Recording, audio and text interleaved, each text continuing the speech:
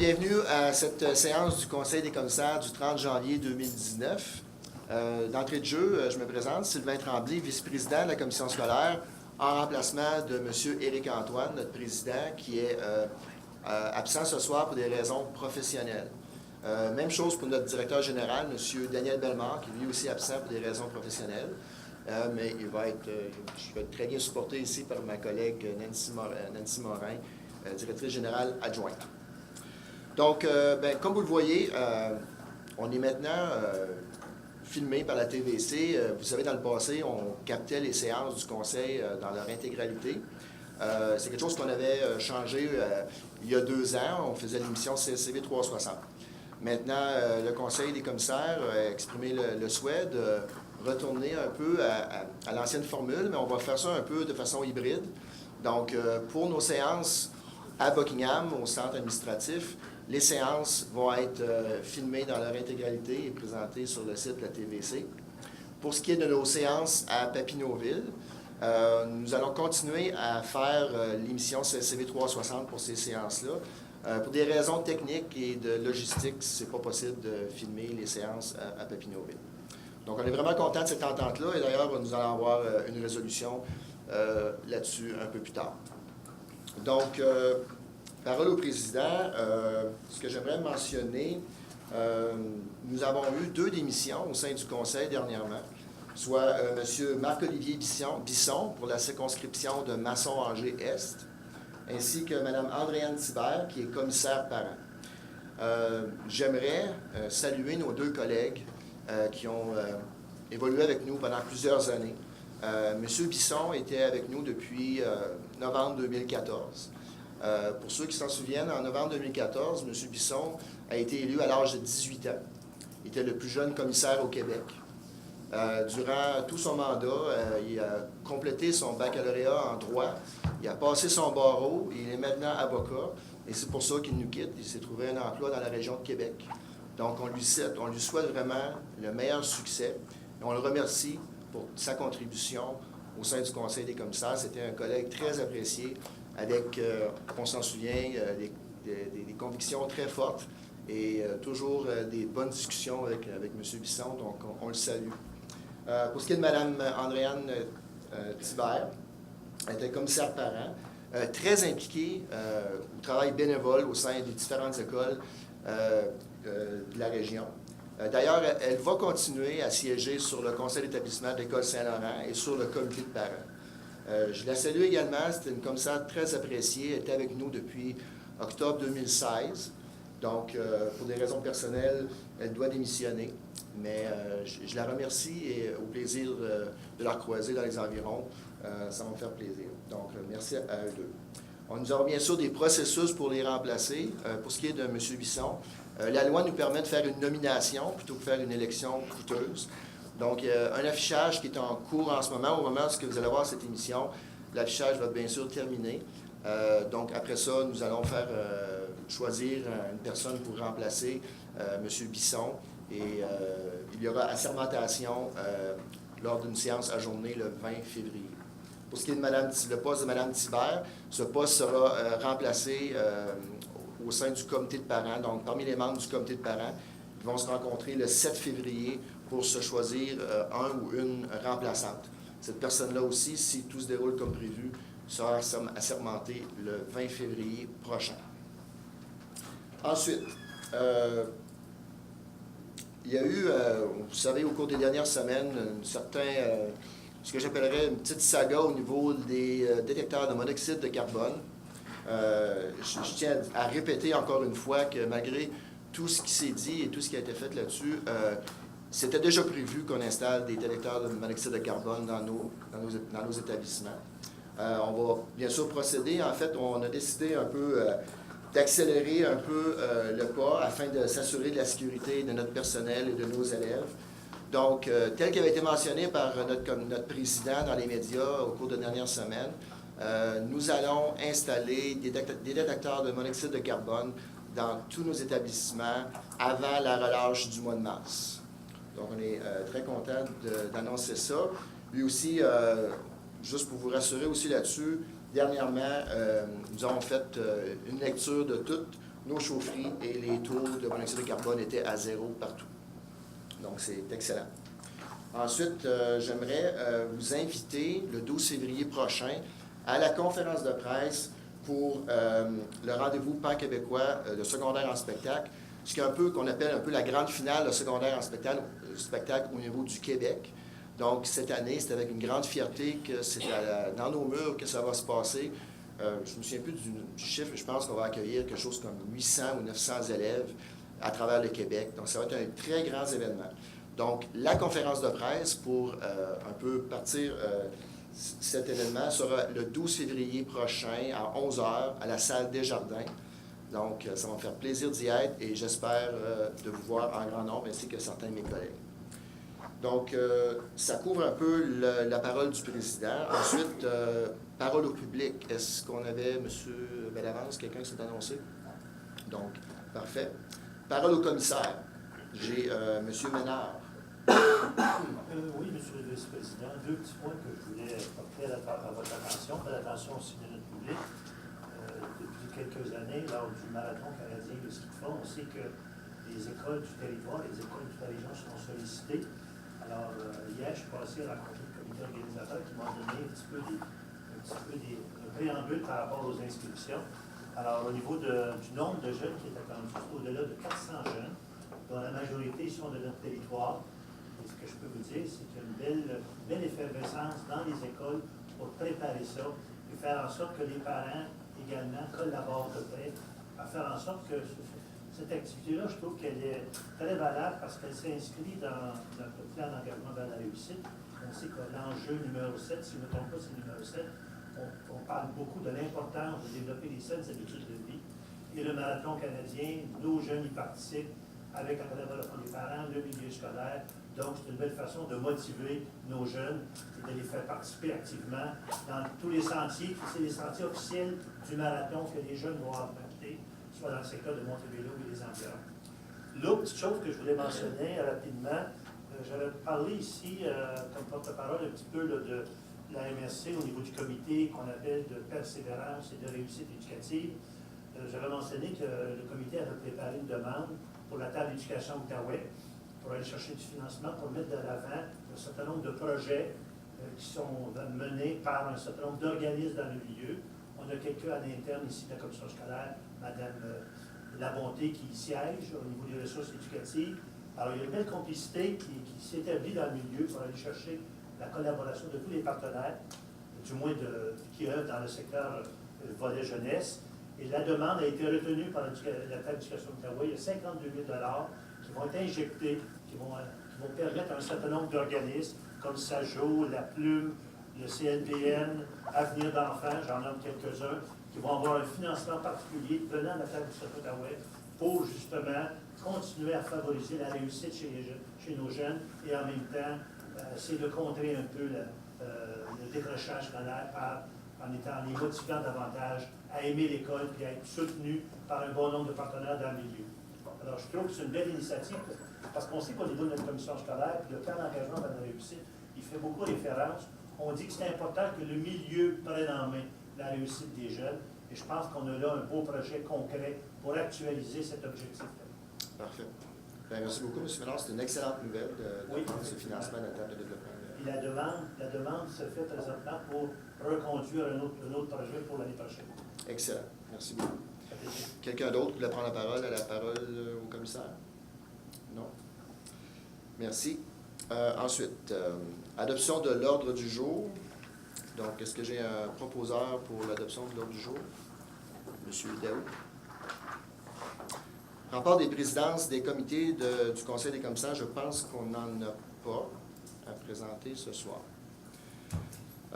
Adoption du procès-verbal de la séance ordinaire du 12 décembre 2018. Vous avez pris connaissance du procès-verbal. Est-ce que j'ai un proposeur? M. Ménard. Suivi du procès-verbal de la séance ordinaire du 12 décembre. Est-ce que tous les suivis ont été faits, M. Bellavance? Oui, tous les suivis ont été faits, excepté pour ce qui concerne la 48 des servantes, où le processus est entamé, mais n'est pas conclu en date d'aujourd'hui. Parfait. Point 8. Adoption du procès-verbal de la séance ajournée du 19 décembre 2018. Vous avez pris connaissance. Est-ce qu'il y a un proposeur? Madame Gauthier. Numéro 9. Suivi du procès-verbal de la séance ajournée du 19 décembre 2018. Est-ce que tous les suivis ont été faits, M. Bellavance? Tout à fait. Merci. Point 10. Révision budgétaire 2018-2019. Adoption. Avant l'adoption, j'aimerais laisser la parole à Mme Nathalie Achorette pour nous faire une courte présentation de la révision budgétaire. Donc, je vous inviterai à ouvrir dans vos fichiers le fichier qui s'appelle Fait saillant. Et je vais passer en revue certaines pages de celui-ci. Donc, dans le fond, ce que je vous présente ce soir, c'est une révision budgétaire, un budget qui est toujours équilibré, mais on est toujours aussi sous la forme d'un équilibre précaire, un peu de la même façon que je l'avais présenté aussi au moment du dépôt du budget initial, dans le sens que on se souvient que le ministère, le ministre Proulx de l'époque avait, à la dernière minute, retiré l'opportunité qu'on avait de garder 50% de nos surplus dans le transport. Donc, il a décidé de ramasser 100% de nos surplus. Pour nous, c'est un impact majeur sur le budget de plus de 400 000 $, ce qui fait que, en même temps qu'on a appris ça, nous, on avait fait d'autres démarches pour essayer de se dégager des marges de manœuvre, particulièrement en appropriant a priori certaines sommes d'argent, entre autres à la formation générale des adultes et à la formation professionnelle, pour aider à équilibrer le budget central. Et malheureusement, ben oui, on l'équilibre toujours, mais on n'a pas de marge de manœuvre de dégager parce qu'on a perdu au niveau de nos surplus dans le transport. Donc, on est toujours en attente, par contre, d'une revue de cette décision-là de la part du nouveau ministre de l'Éducation. On a pas mal abandonné l'idée qu'on aura une décision positive pour l'année 18-19, mais on espère que pour 19-20, les choses vont revenir à l'état qu'elles étaient avant, ou peut-être même un peu plus en notre faveur, parce qu'en fait, on sait que le vérificateur général du Québec est complètement contre l'idée de retourner même 50% de nos surplus gouvernementaux. Peut-être qu'on aura des belles surprises à vous annoncer au printemps. Ceci étant dit, il reste quand même qu'au niveau de l'indexation et tout ça, donc toute autre dépense qui font partie de notre budget, l'indexation était au rendez-vous et la plupart de nos dépenses courantes, si on peut dire, étaient supportées de façon adéquate par nos paramètres budgétaires du gouvernement. Donc, ce qui fait que je vous amène à la page 6 parce qu'on parlait d'orientation. Dans le fond, on est dans les mêmes orientations qu'au budget initial, c'est-à-dire que le ministère, lui, a continué dans sa nouvelle pratique d'allouer des ressources directement aux écoles, ce qui représente un défi pour l'organisation des services et la reddition de comptes. Donc, dans le fond, les ressources sont aux écoles, mais c'est surtout pour de l'embauche de personnel. Donc, l'embauche se fait quand même de façon centralisée, donc il faut combiner tout ça. Et la reddition de compte aussi se fait de façon centralisée plutôt que décentralisée, donc il y a comme un double étape. Et il y a beaucoup de reddition de compte rattachées à ça, parce que dans le fond, le ministère demande une reddition sur l'ensemble des mesures qu'il a dédiées aux établissements.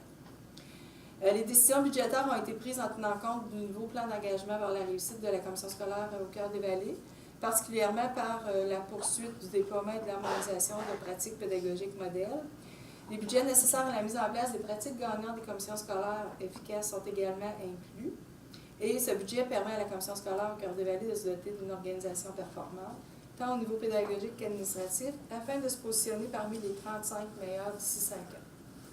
Donc, notre budget révisé, comme je vous le disais tantôt, est de 83 785 155 et il est équilibré. Donc, on a des revenus de 83 millions, soit environ 1 million de plus que le budget initial. Même chose pour les dépenses. Et c'est toujours à la même place que ça bouge. Dans le fond, c'est tout ce qui a rapport à la masse salariale. C'est le poste budgétaire le plus important de notre budget, donc c'est normal que c'est là que ça bouge. Ça a bougé aussi un peu dans nos écoles, parce que dans le fond, quand on prépare notre budget initial, on travaille avec des enveloppes de base, donc montant par élève, etc. Alors qu'au budget révisé, s'il y avait des surplus qui étaient reportés aux écoles, on les reporte à ce moment-là. Et Il arrive aussi que des mesures du gouvernement nous arrivent à la dernière minute. On n'a pas le temps de les transférer aux écoles, on les garde aux centrales, le temps d'approuver le budget. Et après ça, on les décentralise. Donc, c'est ce qui fait bouger aussi les enveloppes des établissements. Et il y a aussi des réajustements au niveau des services de garde, parce que dans le fond, on travaille avec une clientèle très provisoire au printemps, alors que rendu au budget initial, au budget révisé, c'est-à-dire on connaît notre clientèle dans les services de garde. Parlant de clientèle, à la page 10, la clientèle de l'École, c'est le nerf de la guerre là, pour financer tous nos services. Donc, vous avez au bas de la page l'évolution de la clientèle entre le mois de mai, qui a servi pour le budget initial, et celle du mois de septembre pour le budget révisé. Et vous pouvez voir qu'au total, on a quand même 20 élèves de moins que prévu. Donc, pour nous, ça a quand même un impact d'environ 150 000 et ce, malgré une provision de 60 élèves qu'on avait pris. Donc, tous les élèves espérés n'étaient pas nécessairement au rendez-vous, malheureusement, rendus au 30 septembre. L'autre poste budgétaire qu'on regarde toujours de façon approfondie, ce sont les ressources d'accompagnement. Donc, on peut voir à la page 11 qu'à la révision budgétaire, on a quand même ajouté une centaine d'heures en aide à nos élèves, malgré le fait qu'on a diminué notre provision monétaire. Plusieurs raisons s'expliquent pour la provision. Une de celles-ci, c'est qu'au fil du temps, on voit que les montants qu'on alloue, on les calcule en heures annuelles, mais au final, c'est beaucoup plus des heures mensuelles qu'on peut dire, parce que les besoins se présentent au fur et à mesure qu'ils se développent, et on les compte aussi au fur et à mesure, donc on n'est pas vraiment sur du annuel. Donc, c'est ce qui explique, dans le fond, la baisse de provision, malgré l'augmentation du nombre d'heures. Donc, les principaux faits saillants du budget révisé, vous les retrouvez à la page 9. Je pense que mes pages ont un petit problème de numérotation. Donc, comme je disais tantôt, l'impact de la clientèle, on parle d'environ 136 000 le fait qu'on a perdu 26 élèves. Malgré qu'on a moins d'élèves, on a quand même ajouté des enseignants pour respecter la moyenne au niveau syndical particulièrement. Donc, c'est 2 groupes de plus qu'on a ajoutés au secondaire, en 3e et 5e secondaire ici à ESAG. Donc, ça aussi, ça représente environ 130 000 $.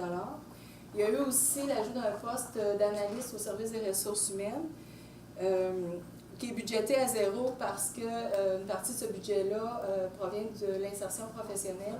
Et comme la personne arrive lundi prochain, on sait qu'il y a de la marge de manœuvre dans le budget d'insertion professionnelle pour combler l'ensemble des dépenses d'ici le 30 juin. Et d'ailleurs, une partie de sa tâche là, servira à faire de l'insertion professionnelle. On a aussi l'ajout d'un poste d'analyste au STI, donc au service des technologies de l'information, qui est aussi financé par une mesure de soutien technique aux usagers, donc c'est pour ça qu'elle aussi est à 0. Et on a par contre majoré la provision pour la suppléance. On a vu autant à l'état financier que dans le chiffre actuel que notre provision d'1 050 000 n'était plus suffisante pour combler les besoins. On est plus autour d'1 250 000 en termes de coûts de suppléance. Et comme je disais tantôt, on a diminué notre provision pour nos ressources d'accompagnement de 150 000 $. Donc, au net, on a environ 316 000 $ de plus, soit de revenus ou de perte de revenus, soit de dépenses ou de perte de revenus ajoutés au budget. Les autres pages, ce sont les faits saillants du budget initial que j'ai tout simplement rajeuni en termes de montant. Et on a aussi, à la page 16, un rappel sur les mesures dédiées aux établissements, particulièrement 2 nouvelles allocations qui étaient arrivées, en fait, la journée du dépôt du budget initial, soit la mesure École inspirante 178 490 et la mesure sortie culturelle 59 046 $. 2 mesures sont décentralisées aux écoles et qui servent à pallier surtout la mouvance provoquée par la directive du ministre concernant les frais chargés au père. Donc, ça fait le tour, M. le Président, de l'ensemble de la présentation du budget révisé. Monsieur le vice-président. Monsieur le vice-président, excusez-moi. Président de l'Assemblée. Okay. Merci, Mme Charette. Donc, à la lecture de la résolution, M. Delavance. Entendu les termes de résolution 140 ayant pour titre Budget 2018-2019 adoption, Attendu que la présente révision budgétaire prévoit des revenus et des dépenses de 83 787 155 $. Attendu la recommandation du comité élargi de vérification lors de sa rencontre du 16 janvier 2019. Attendu les discussions des membres du Conseil des commissaires lors du comité de travail du 30 janvier. Attendu la recommandation de la directrice des ressources matérielles, financières et du transport scolaire et l'approbation du directeur général, il est proposé que le budget révisé 2018-2019 soit adopté tel que déposé. Proposé par M. Daou. Questions, commentaires? M. Ménard. Je voulais juste savoir, tu as dit tantôt dans la présentation, tu as bien dit qu'on avait des nouvelles mesures qui nous arrivaient de temps en temps. Est-ce que ces nouvelles mesures-là, je prends comme exemple l'école inspirante, 178 000, est-ce que ces mesures-là sont récurrentes ou d'une année à l'autre, est-ce qu'on peut les... Est-ce qu'on s'attend, généralement, on ne peut pas tomber dans les détails? Vous dites c'est une question à 100$, dans le sens que habituellement, ces mesures-là, c'est des mesures récurrentes. Mais là, on est vraiment sur une transition avec un nouveau gouvernement. Peut-être des nouvelles orientations, etc. Donc, est-ce qu'ils voudront marquer le pas et changer les façons de faire? Est-ce qu'ils vont continuer dans la même lignée? Difficile à dire à ce moment-là. À ce moment-ci, c'est difficile à dire. Oui. Parce que je trouve ça intéressant. École inspirante, 178 000. Et affaires culturelles, pas affaires, sorties culturelles, 59 000. Mais je me dis, est-ce que c'est juste un bonbon qu'ils nous donnent pour une année? Mais ça, comme tu dis, on le sait, on ne sait pas. Pas pour l'instant. C'est beau. Merci. M. Daou. Merci. Dans le même ordre d'idée, et puisque vous mentionnez nouveau gouvernement, récemment, on entendait dire qu'il y aurait des coupures dans tous les ministères. Est-ce que vous avez eu des contacts de la part du ministère de l'Éducation, à savoir qu'il y aurait des coupures à venir sous peu? Non, j'ai lu la même chose que vous dans les journaux cette semaine, mais pour l'instant, je vous dirais que c'est plutôt silence radio par rapport disons, à l'aspect fonctionnaire là, du ministère de l'Éducation en série. En fait, le gouvernement s'est engagé à protéger le budget de l'éducation lors du discours inaugural de M. Le Premier ministre. Donc, parce que c'est une priorité pour ce gouvernement-là. Donc, ça a été dit là, très clairement. Donc, je ne m'attends pas, il ne devrait pas y en avoir de coupure en éducation. Donc, s'il n'y a pas d'autres questions, quelqu'un demande le vote. Adopté à l'unanimité. Les points 11 et 12 sont reliés. Je vais vous donner un petit contexte. Le Conseil des commissaires a voulu récupérer un pouvoir qui était d'assurer qu'il allait y avoir des pratiques de confinement barricadées dans tous ces établissements en présence des élèves. Ceci afin, bien sûr, de s'assurer d'une meilleure sécurité de nos élèves et de notre personnel. Donc, afin de s'assurer que ça allait être fait dans toutes nos écoles, nous devons en premier lieu changer le règlement relatif à la délégation des fonctions et des pouvoirs, qui est le point numéro 11, pour ensuite prendre une résolution sur les pratiques de confinement barricadées dans les écoles et les centres orientation au point numéro 12. Donc, à la lecture, M. Bellavance. Point numéro 11. Attendu que conformément à l'article 174 de la loi sur l'instruction publique, le Conseil des commissaires avait délégué à chaque conseil d'établissement le pouvoir d'autoriser l'école ou le centre à tenir une pratique de confinement barricadé en présence des élèves. Attendu que le Conseil des commissaires souhaite rapatrier et exercer lui-même ce pouvoir, attendu qu'en conséquence, l'alinéa 1.41 du règlement relatif à la délégation des fonctions et des pouvoirs sera abrogé, attendu les discussions du Conseil des commissaires lors du comité de travail du 16 janvier, il est proposé que la modification au règlement relatif à la délégation et des pouvoirs soit adoptée et que le règlement ainsi modifié soit acheminé à chaque conseil d'établissement et au comité de parents tel que prescrit par l'article 395 de la loi sur l'instruction publique. Proposé par Mme Réveil. Questions, commentaires? Quelqu'un demande le vote? Adopté à l'unanimité.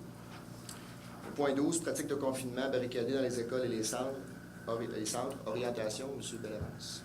Attendu les termes de la résolution 65 2018-2019 ayant pour titre règlement relatif à la délégation des fonctions et des pouvoirs, Attendu que par l'entremise de cette résolution, le Conseil des commissaires a repris le pouvoir d'autoriser l'école ou le centre à tenir une pratique de confinement barricadé en présence des élèves. Attendu que la décentralisation qui avait cours jusqu'ici générait un manque d'uniformité entre les différents établissements que le Conseil des commissaires juge préoccupant. Attendu qu'il y a lieu d'uniformiser les pratiques de confinement barricadé dans les écoles et les centres. Attendu que le Conseil des commissaires est d'avis que chaque école et chaque centre devrait tenir chaque année une pratique de confinement barricadé en présence d'élèves. Attendu les discussions du Conseil des commissaires lors du comité de travail du 16 janvier, il est proposé que le Conseil des commissaires décrète qu'à compter de l'année scolaire 2019-2020, chaque école et chaque centre devra obligatoirement tenir une pratique annuelle de confinement barricadé avec les élèves. Un proposeur. Mme Rébert encore? Questions, commentaires? Commentaire. Oui, allez-y. J'aimerais féliciter le Conseil des commissaires pour la rapidité sur ce dossier-là. C'est très important, puis je me félicite. Je suis fière de tout ça. Merci. M. Déo. Monsieur le Président, je voudrais profiter du moment aussi pour remercier Mme Rébert parce que c'est un peu elle qui est à l'origine de cette modification-là. C'est elle qui nous a éveillés à une problématique et qui en est à la conséquence Absolument. de la résolution que l'on a ce soir. Très bien dit, M. Merci. Déo. Merci, Mme Rébert. Donc, si personne ne demande le vote, adopté à l'unanimité. Au point 13, comité exécutif, nomination, suite à la démission de Mme Thibert, qui est commissaire parent. Sur le comité exécutif, on a besoin de 2 commissaires parents, donc nous avons dû faire une nouvelle nomination pour respecter la loi. Donc, M. Bellavance, à la lecture. Attendu les termes de la résolution 27 ayant pour titre « Formation du comité exécutif pour l'année scolaire 2018-2019, composition, durée du mandat et nomination ». Attendu que cette résolution prévoyait notamment la nomination de Mme Andréane Thibert à titre de représentante du comité de parents. Attendu la démission de Mme Thibert. Attendu que conformément à la politique relative aux règles de gouvernance du Conseil des commissaires, il y a lieu de nommer un commissaire représentant du comité de parents auprès du comité exécutif. Il est proposé qu'à compter du 31 janvier 2019, Mme Anne-Marie Arcan soit nommée membre du comité exécutif pour la durée non écoulée du mandat. Un proposeur. M. Ménard. Questions, commentaires? Quelqu'un demande le vote? Adopté à l'unanimité. Félicitations, Mme Arcan. Bravo. Au point 14, voyage en France, en Espagne et en Italie pour des élèves de cuisine du marché de l'école hôtelière de l'Outaouais. Modification du montant entériné. M. Bellavance. Attendu les termes de la résolution 43 ayant pour titre « Voyage en France, en Espagne et en Italie pour des élèves de cuisine du marché de l'école hôtelière de l'Outaouais ». Attendu que cette résolution prévoyait une dépense totale de 85 488 et 94 sous. Attendu que la dépense totale était plutôt de 93 696 et 89 sous. Attendu la recommandation de la directrice de l'école hôtelière de l'Outaouais, il est proposé que les dépenses relatives au voyage en France, en Espagne et en Italie d'un groupe d'élèves de l'école hôtelière de l'Outaouais au montant de 93 696 et 89 sous soient approuvées. Un proposeur. Mme Caron. Questions, commentaires? Quelqu'un demande le vote? Adopté à l'unanimité. J'ai un commentaire. Oui, oui, allez-y. Allez-y. Ce montant-là ne sort pas du budget de la commission scolaire. Non. C'est des argents qui appartiennent déjà à l'école d'hôtellerie. Bien, qui ont été, je pense, dans ce cas-là, c'est pour le voyage, donc c'est de l'argent qui est ramassé par les élèves qui vont faire le voyage. C'est le résultat de Collecte de fonds, tout ça. Certains frais qui ont été payés par les élèves qui participent au voyage. Exactement. Exactement. Ensuite, au point numéro 15. Entente intervenue avec la TVC Basse-Lièvre quant à la captation et à la diffusion des séances du Conseil des commissaires. Délégation de signature, on en a parlé tout à l'heure, c'est maintenant la résolution. Donc, M. Bellavance à la lecture. Attendu que pendant plusieurs années, la TVC Basse-Lièvre va diffuser intégralement les séances ordinaires du Conseil des commissaires. Attendu que cette diffusion ait été remplacée par l'émission CSCV 360, où les commissaires venaient présenter au studio de la TVC les principales décisions prises par le Conseil des commissaires lors de ces séances publiques. Attendu qu'un projet d'entente est intervenu entre la CSCV et la TVC Basse-Lièvre. Attendu que celui-ci prévoit la diffusion intégrale des séances qui se déroulent au centre administratif de la CSCV. Attendu que l'émission CSCV 360 continuera d'être diffusée à la suite des séances qui sont tenues à la bibliothèque de l'école secondaire Louis-Joseph Papineau à Papineauville. Attendu les discussions des membres du Conseil des commissaires lors du comité de travail du 16 janvier. Il est proposé que le président et le directeur général soient, et sont par la présente autorisés à signer l'entente intervenue entre la TVC Basse-Lièvre et la CSCV quant à la captation et la diffusion des séances du Conseil des commissaires. Le proposeur. Madame Gauthier. Questions, commentaires? Monsieur Ménard. Je veux juste faire un petit commentaire rapide et sincère pour remercier notre vice-président. À ma connaissance, c'est pas mal lui qui a chapeauté toute la mise à jour de ce projet-là pour vraiment faire en sorte qu'on continue à avoir des services de notre public communautaire, qu'on continue aussi à être présent donc, dans la population par le biais de notre conseiller commissaire. Merci, M. le Président, pour avoir été actif dans ce dossier. Merci, d'avoir mené à bon port. Merci, M. Ménard. Puis c'est quelque chose qui nous tient à cœur parce que ça nous permet, c'est un privilège de pouvoir avoir nos séances captées par la TVC et même de faire l'émission CSCV 360. Je ne pense pas qu'il y a beaucoup de commissions scolaires au Québec qui ont ce privilège-là, de pouvoir s'adresser directement à la population. On est conscient du privilège et on l'apprécie. On est vraiment content d'avoir cette entente avec notre partenaire, la TVC Basse-Lièvre.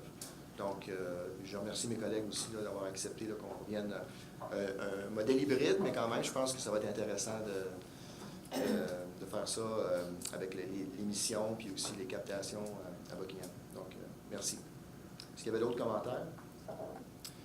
Sinon, demande de vote adoptée à l'unanimité. Les points 16, 17 et 18 sont tous reliés à notre agrandissement de l'école Maria Goretti à Tursault. Comme vous savez, on a obtenu ça l'année passée du ministère, un agrandissement à Tursault. Donc, on est rendu maintenant à l'obtention des services professionnels, qui était d'ailleurs selon notre échéancier prévu pour aujourd'hui même. Donc, on est dans les temps. Donc, et voilà, c'est le contexte que je voulais donner pour ces 3 points-là. Donc, pour le point numéro 16, service professionnel en architecture pour l'agrandissement de l'école Maria Goretti à Tursault, adjudication, M. Bellavance. Attendu l'appel d'offres public pour des services professionnels en architecture pour l'agrandissement de l'école Maria Goretti à Tursault. Attendu les offres reçues et ouvertes, groupe LRAA plus ACSL conforme, TLA Architecte en partenariat avec A4 Architecture et Design conforme. Attendu que le comité de sélection s'est réuni le 21 janvier. Attendu que le comité de sélection a accordé, en fonction de la grille d'évaluation retenue, la notation la plus élevée à la firme groupe LRAA. Attendu que le financement de ce projet provient du ministère de l'Éducation dans le cadre de la mesure spécifique ajout d'espace pour la formation générale. Attendu les discussions des membres du Conseil des commissaires lors du comité de travail du 30 janvier. Attendu la recommandation du comité de sélection. Il est proposé que le contrat pour les services professionnels en architecture pour l'agrandissement de l'école Maria Goretti soit octroyé à la firme groupe LRAA plus ACSL en fonction de la tarification des honoraires professionnels selon la méthode à pourcentage décrite au décret des architectes pour les dits travaux. Proposé par M. Leclerc. Questions, commentaires? Quelqu'un demande le vote. Adopté à l'unanimité. Au point 17, service professionnel en ingénierie électrique et mécanique pour l'agrandissement de l'école Maria Goretti à Tursault, adjudication. M. Bellavance, à la lecture, s'il vous plaît. Attendu l'appel d'offres public pour des services professionnels en ingénierie mécanique et électrique pour l'agrandissement de l'école Maria Goretti à Tursault. Attendu les offres reçues et ouvertes, Boutillette Parizeau conforme, Cima Plus conforme, les services EXP conforme, Martin Roy et Associés conforme, WSP Canada conforme. Attendu que le comité de sélection s'est réuni le 15 janvier 2019. Attendu que le comité a accordé, en fonction de la grille d'évaluation retenue, la notation la plus élevée à la firme WSP Canada. Attendu que le financement de ce projet provient du ministère de l'Éducation dans le cadre de la mesure spécifique ajout d'espace pour la formation générale. Attendu les discussions du Conseil des commissaires lors du comité de travail du 30 janvier. Attendu la recommandation du comité de sélection. Il est proposé que le contrat pour les services professionnels en ingénierie mécanique et électrique pour l'agrandissement de l'école Maria Goretti à Thurso soit octroyé à la firme WSP Canada en fonction de la tarification des honoraires professionnels selon la méthode de pourcentage décrite au décret des ingénieurs pour les dits travaux. Proposé par Mme Arcan. Questions, commentaires? Quelqu'un demande le vote? Adopté à l'unanimité. Au point 18, service professionnel en ingénierie civile et de structure pour l'agrandissement de l'école Maria Goretti à Thurso, adjudication. M. Bellavance à la lecture. Entendu l'appel d'offres public pour les services professionnels en ingénierie, structure et civile pour l'agrandissement de l'école Maria Goretti.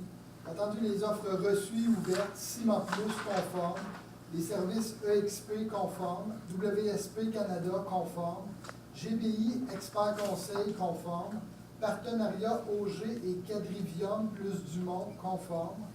Attendu que le comité de sélection s'est réuni le 21 janvier. Attendu que le comité de sélection a accordé, en fonction de la grille d'évaluation retenue, la notation la plus élevée à la firme Ciment Plus. Attendu que le financement de ce projet provient du ministère de l'Éducation, dans le cadre de la mesure spécifique ajout d'espace pour la formation générale. Attendu les discussions du Conseil des commissaires lors du comité de travail du 30 janvier. Attendu la recommandation du comité de sélection. Il est proposé que le contrat pour les services professionnels en ingénierie, structure et civile pour l'agrandissement de l'école Maria Goretti à Thurso soit octroyé à la firme Ciment Plus en fonction de la tarification des honoraires professionnels selon la méthode à pourcentage décrite au décret des ingénieurs pour l'indit travaux. Un proposeur. M. Mélard. Questions, commentaires? Oui, Mme Caron. Oui, en fait, Mme Charles, vous avez reçu une belle lettre de la secrétaire. J'y arrivais, mais merci d'y aller. Oui, allez-y. Oui, alors, Oui, allez-y, Mme Charette, vous avez une lettre à lire, je pense, par rapport à ce processus. La secrétaire du comité de sélection m'a écrit un petit mot qu'on pense qu'il est opportun de lire en public. Donc, à titre de secrétaire du comité de sélection, j'aimerais souligner la très grande qualité des documents de soumission reçus pour le projet d'agrandissement de l'école Maria Goretti. Les entreprises ont su faire preuve de leur savoir-faire tout en respectant le devis d'appel d'offres. Les idées soumises, les concepts énoncés ainsi que les schémas intégrés démontrent de la réflexion et de la motivation envers notre projet. Le montage et l'assemblage des dossiers, le souci apporté à la présentation visuelle, l'ajout d'intercalaires pour identifier différentes sections, les soumissionnaires n'ont négligé aucun détail, ce qui est tout à leur honneur. Je souhaite également souligner l'implication exceptionnelle des 9 personnes qui ont accepté de siéger à titre de membres de comité de sélection. Ces personnes ont participé à 2 rencontres en plus de lire, comprendre, analyser, comparer et évaluer des dossiers de nature complexe. Leur participation active lors des comités de sélection fut particulièrement enrichissante. Tous ces gens avaient la préoccupation de contribuer au bien-être et à la réussite éducative de nos élèves en sélectionnant les meilleurs professionnels pour ce projet d'envergure. Signé Julie Legault, secrétaire du comité de sélection. Excellent. Merci beaucoup, Mme Charette. Donc, s'il n'y a pas d'autres commentaires, quelqu'un demande le vote. Adopté à l'unanimité. Au point 19, présidence du comité des ressources humaines, nomination, M. Bellavance à la lecture. Entendu les termes de la résolution 28-2018-2019, intitulée Mandat octroyé et formation des comités restreints du Conseil des commissaires pour l'année scolaire 2018-2019, prévoyait notamment que Mme Janie Vallée assumait la présidence du comité des ressources humaines. Attendu que Mme Vallée choisit de céder sa place à la présidence du comité, attendu les discussions du Conseil des commissaires lors du comité de travail du 30 janvier, il est proposé que M. Edmond Leclerc assume la présidence du comité des ressources humaines pour la durée non écoulée du mandat prévu à la résolution 28. Un proposeur. Mme Rébert. Questions, commentaires? M. Leclerc. Oui, j'aimerais faire un commentaire. Dans le fond, j'aimerais remercier mes collègues commissaires d'adopter ma nomination à la présidence de ce comité-là. Comme vous le savez, je siégeais déjà l'an passé sur ce comité-là, quand c'était notre collègue qui est parti, M. Marc-Olivier, qui présidait. Donc, le gros là, de ce comité-là, c'est surtout d'organiser le gala des commissaires qui vise à reconnaître notre personnel qui s'est démarqué à travers toute la commission scolaire. Donc, ça me fait plaisir de présider ce comité-là pour la prochaine année. Merci. Félicitations à M. Leclerc, puis au nom du comité, puis au nom des commissaires, je vous remercie de prendre la présidence. C'est un rôle important. Ça me fait plaisir. Merci. Est-ce qu'il y a d'autres commentaires? Demande de vote? On avait eu un proposeur, oui, c'est ça. Donc, c'est adopté à l'unanimité.